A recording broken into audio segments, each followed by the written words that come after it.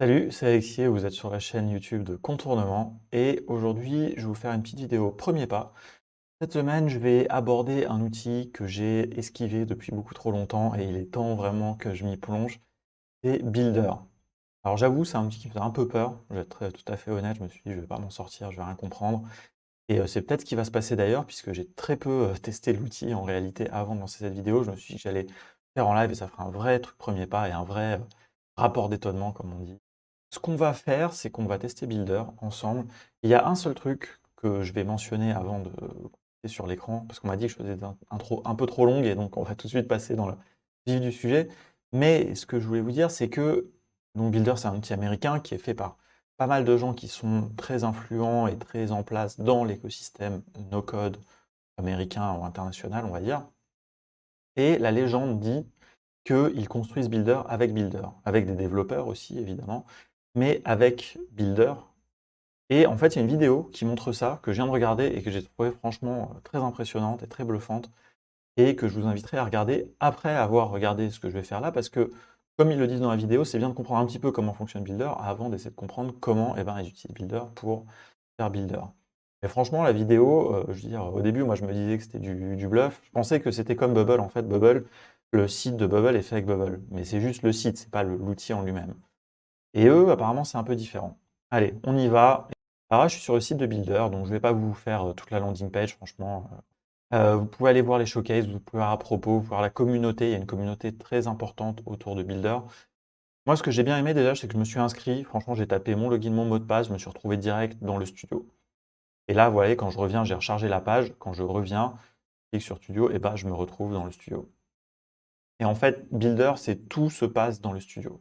Alors, le premier truc qui va vous marquer, là, on va passer sur l'écran, bah, c'est que Builder, c'est hyper lent. Ça, franchement, je suis désolé, les gars, je dois le dire direct, c'est que c'est vraiment très lent. Et ça, c'est un peu pénible. Alors, Builder, donc tout se passe dans des projets. Donc là, j'avais créé un petit projet de test. Enfin, d'ailleurs, je m'étais retrouvé direct dans un projet de test. Je vais en créer un nouveau. Que je vais appeler To-Do. Je vais essayer de faire une petite To-Do. Ça se trouve, je vais fail misérablement. Mais voilà, je vais le faire. Alors, première chose intéressante ici, vous pouvez choisir la région. Et donc là, c'est là où va être déployé votre projet. Alors, ça a principalement un impact sur les performances. Néanmoins, je n'ai pas creusé la question, ça pourrait avoir un intérêt point de vue RGPD. Mais je n'ai pas creusé la question, donc je ne peux pas vous dire si c'est vrai ou pas. Mais en tout cas, d'un point de vue performance, déjà, c'est très intéressant de voir cette opération, cette option présentée là dès maintenant. Et très franchement, vous allez voir qu'il y a plein de choses dans Builder qui sont vraiment très innovantes, très différentes, que j'ai pas vues ailleurs. Et il y a des choses qui sont très techniques, et je ne vais pas rentrer tout de suite dans la conclusion, mais voilà, vous allez voir un petit peu tout ça, et des choses très intéressantes, et on voit que ces problématiques, c'est des devs qui les ont pensées. Typiquement, un dev, il va se poser la question des performances, et donc où on développe, où on déploie son application, etc. Allez, on continue, et on va créer le... J'aurais dû appuyer sur le bouton et vous parler en même temps, parce qu'en fait, vous allez voir que ça prend un moment de créer le projet. Donc, je vais meubler, ou alors sinon, je vais faire un petit cut, et voilà. Non, voilà, c'est bon, c'est parti. Et alors, première chose qui est très étonnante, très franchement, qui est très perturbante en fait dans Builder, c'est qu'en fait, vous avez un immense canevas, infini peut-être, je sais pas. Vraiment un canevas, donc comme bah, c'est un mot français aussi, un canevas, un grand pièce blanche sur lequel vous allez pouvoir créer vos pages. Et en fait, donc toutes vos pages, un petit peu à la manière d'Adalo finalement, mais que vous n'avez pas dans d'autres outils. Si je compare avec Software, alors désolé, je vais comparer avec plein d'outils évidemment. Regardez les vidéos premiers pas qui s'y réfèrent. Software, on est dans un paradigme de page. C'est ce qu'on a l'habitude, c'est le paradigme le plus classique. On travaille sur une page, puis on en crée une autre. On passe d'une page à l'autre. En fait, quand on est dans la création, on est un petit peu comme quand on visite le site, c'est-à-dire qu'on va de page en page. Et ben dans Builder, c'est pas ça. Dans Builder, vous avez un canevas où vous allez créer toutes vos pages. Vous allez voir. Donc là, je vais créer par exemple tout de suite une page blanche. Donc là, je suis dans ma page. Alors ça, je vais l'appeler Home par exemple. Et donc dans cette page, je vais ajouter tout de suite un élément. Et je reviendrai un petit peu sur les éléments. Et donc je vais juste mettre un élément de texte, ici un heading. Donc vous voyez, vous le prenez. C'est tout du drag and drop, hein, mais c'est du drag and drop et néanmoins, ça respecte la logique de bloc du web. Vous voyez que là, j'ai déposé cet élément. Il a tout de suite occupé toute la largeur puisque c'est le comportement natif. Et ici, je vais mettre super page d'accueil. Donc ça, c'est ma page. Je vais en créer tout de suite une autre, qui va être là où je vais mettre mes to-do. Et donc là, vous voyez tout de suite que je peux la déplacer. Et ici, donc ça va être ma page to-do list, sur laquelle on va revenir après. Peut-être je vais lui mettre quand même un élément. Ici, un heading également. Hop. Et donc là, vous voyez, alors le scroll bizarrement ne marche pas très bien. Enfin, le zoom out, je voudrais dézoomer. Et je ne sais pas pourquoi ça ne marche pas. Mais en fait, vous voyez que le canevas, là, si je prends la scroll bar, peut aller très loin.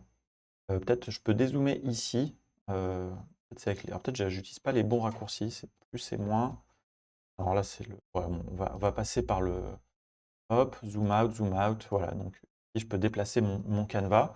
Et vous voyez que là, donc j'ai mes pages. Et en fait, ce qui est assez perturbant, c'est que les pages, en fait, elles occupent juste l'espace, occupent les éléments à l'intérieur. On n'a pas vraiment cette impression de page web, quoi.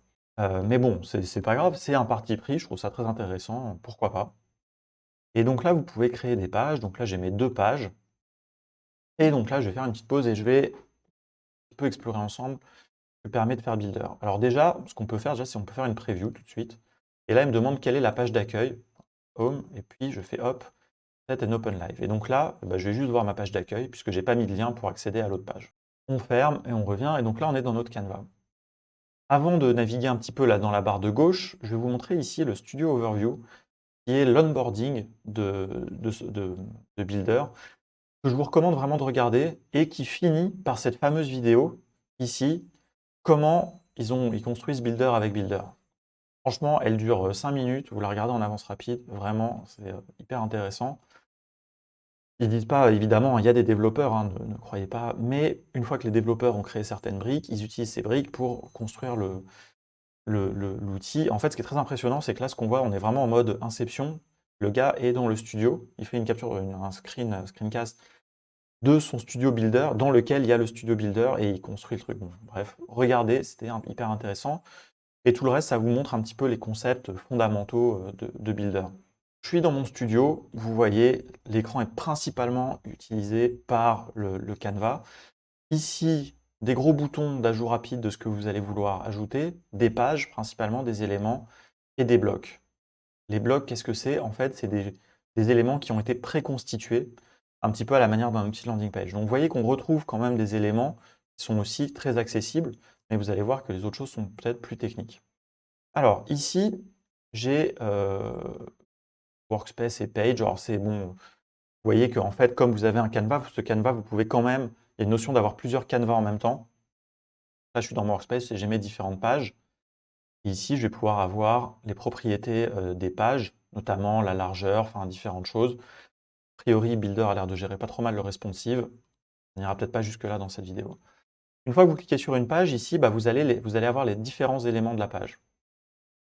Un navigateur à la Webflow, à la WeWeb, tous les outils ont ce navigateur qui représente vraiment l'arborescence. C'est la manière la plus visuelle de représenter une arborescence HTML, une arborescence de documents. Ça, c'est vraiment comme ça que fonctionne le web. Donc voilà, ça, jusque-là, on est dans des choses assez basiques. Ici, on va avoir une base de données. Alors, vous voyez, hein, quand on clique, il y a vraiment un petit lag. Ça, c'est vraiment, ça vient peut-être de la puissance de Builder. Mais voilà, donc ici, on va pouvoir gérer une base de données. Donc ça, c'est première chose. Vous n'êtes pas obligé d'avoir un back-end externe, même s'il y a la possibilité de se connecter à des API. Vous pouvez aussi avoir une base de données. Alors, je vais la découvrir en même temps que vous. Ici, je vais me créer une base de tâches. Alors, on va se la faire en anglais, c'est pas grave. Et donc, j'ai créé ici ma collection. Et je vais pouvoir définir les différents champs de ma collection. Elle est apparue ici. J'ajoute un champ. C'est assez bien fait. Je trouve que c'est assez simple en réalité. Donc le champ, par exemple, texte. Alors c'est intéressant, on ne nous demande pas quel est le type de champ. Est-ce que, alors là, on va mettre, si on met une date, on va voir. Et puis on va mettre, est-ce que c'est fini? On verra bien. Donc déjà, première chose étonnante, il n'y a pas de notion de type dans les champs, donc on verra ce que ça donne quand on va créer ici ensuite nos éléments. Alors ensuite, on a ici une librairie de médias, lourd, mais en fait, c'est pas très intéressant. Des fontes, vous pouvez mettre des fontes custom, évidemment. Vous pouvez ajouter des fontes que je vais faire ici. Soit vous uploadez un fichier, soit vous mettez des fontes Google. Alors c'est marrant qu'il n'y a pas un sélecteur de fontes, c'est à vous de le faire. Donc ça, vous voyez, c'est une abstraction un petit peu plus légère. Voilà, à vous d'aller chercher dans Google Fonts les URL et puis de les mettre là, ou alors uploader des fichiers. Ça, c'est très important pour avoir des fonts personnalisés. Les développeurs apprécieront. Ici, Style and Classes, c'est l'abstraction du CSS. Et alors ça, c'est très intéressant. Et encore une fois, on voit quand même qu'a priori, Builder s'adresse quand même un petit peu à des développeurs parce que ça va très loin. Vous pouvez créer des classes CSS, vous pouvez avoir vraiment une abstraction visuelle, certes, mais vraiment, vous faites du CSS. Il n'y a pas de... Ici, c'est le routage des URL. Enfin, on ne va pas aller plus que là. Ici, on peut rajouter du code, les secrets, éventuellement pour stocker des variables que vous allez utiliser, peut-être des clés d'API, des choses comme ça. Les actions. Et alors ça, c'est à mon avis un des grands points forts de Builder. Et vous allez voir ce qu'ils appellent les flows et actions qu'on va essayer de tester tout à l'heure. Et je ne vais pas regarder tout parce que... Alors là, je vais aller attaquer ma to-do quand même. Donc les pages, on a compris. Les éléments, ici, il n'y a aucune surprise, hein. Il y a plein de choses tout à fait banales. Allez, on va mettre un petit conteneur plutôt, qui apparaît ici. Et dans mon conteneur, je vais venir mettre... Je vais tout de suite aller voir ce qui va m'intéresser, à savoir une liste, une grille d'éléments. Je la glisse ici dans le conteneur. Vous voyez, hein, donc on peut faire des drag and drop ou dans le Canva directement ou dans l'arborescence. Et alors ici, comment est-ce que ça va marcher? Comment est-ce qu'on va pouvoir faire des éléments? Eh bien,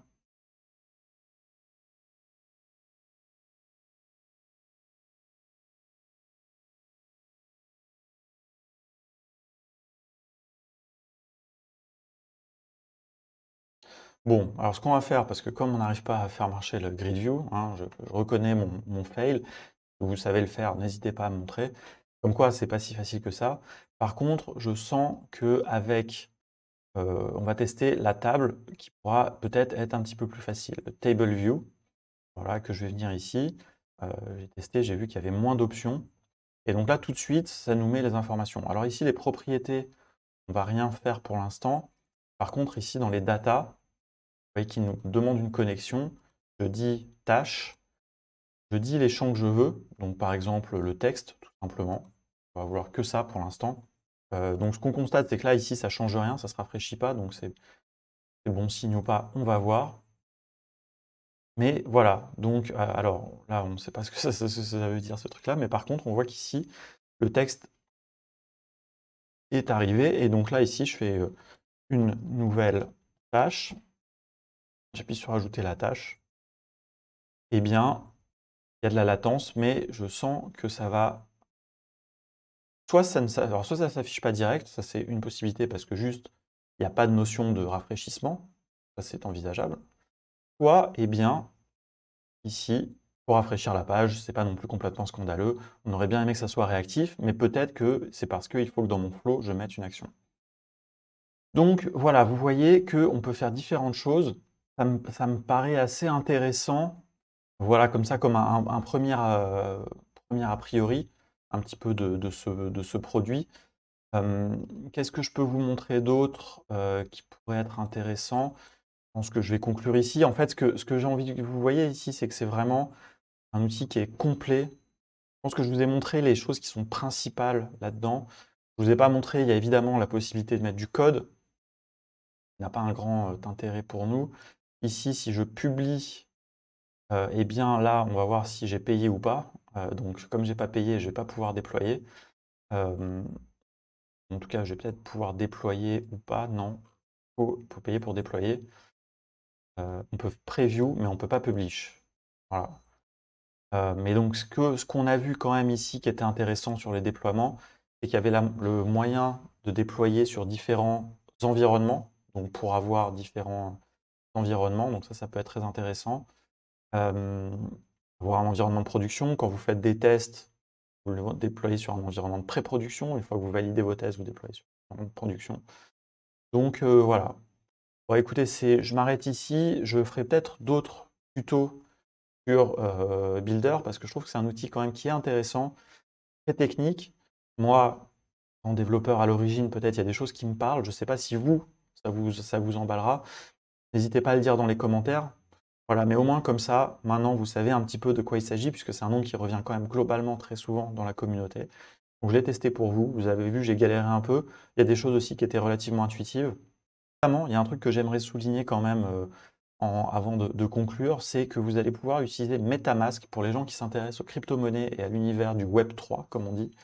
Eh bien, vous pouvez utiliser Builder pour faire des applications compatibles Web3.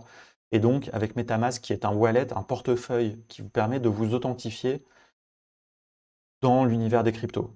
C'est très dur de rentrer plus dans le détail que ça, mais ça, c'est très important à souligner. Il y a plein de choses qui sont préfaites, vous vous en doutez, je ne l'avais pas montré plus tôt dans la vidéo. Merci d'avoir regardé jusqu'au bout. C'était un peu long, j'espère que c'était pas trop fastidieux. Je vais faire un petit montage qui va rendre ça peut-être plus dynamique, si j'y arrive. Voilà, néanmoins, je pense que vous avez compris ce qu'est Builder, je l'espère en tout cas.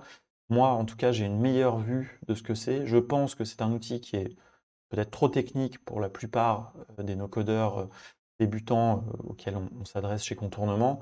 On voit que ce positionnement d'outils no-code pour la création d'applications web a de nombreuses alternatives, en partant de Software qui est peut-être à ce jour la plus facile d'accès, mais aussi la moins puissante dans une certaine mesure, jusqu'à peut-être Builder, parce que je ne vais pas aller jusqu'à Bubble. Bubble est un autre, pour moi, dans un autre contexte, mais quelque chose dans ce truc qui est au milieu, voilà, dans le domaine des applications, peut-être Builder représente la fin, et peut-être qu'au milieu, on va trouver WeWeb, on va trouver d'autres choses. Il y en a YCode aussi, qui est assez prometteur, que je testerai aussi un jour. Vous faites des applications, vous créez des pages, vous créez des actions, vous avez une base de données, éventuellement, cette base de données peut être déportée ailleurs, je n'ai pas montré du tout ça, mais Builder permet de se connecter à des API. Donc voilà, vous voyez, là, on est dans des choses riches, on n'est pas du tout dans la landing page. N'utilisez pas Builder pour faire une landing page, même si ça a l'air d'être tout à fait possible. À mon avis, ça serait complètement overkill. Venez sur le Slack de No Code France, dites-nous ce que vous avez pensé de cette vidéo dans les commentaires. Abonnez-vous si vous voulez en voir d'autres, et puis je vous dis à la semaine prochaine.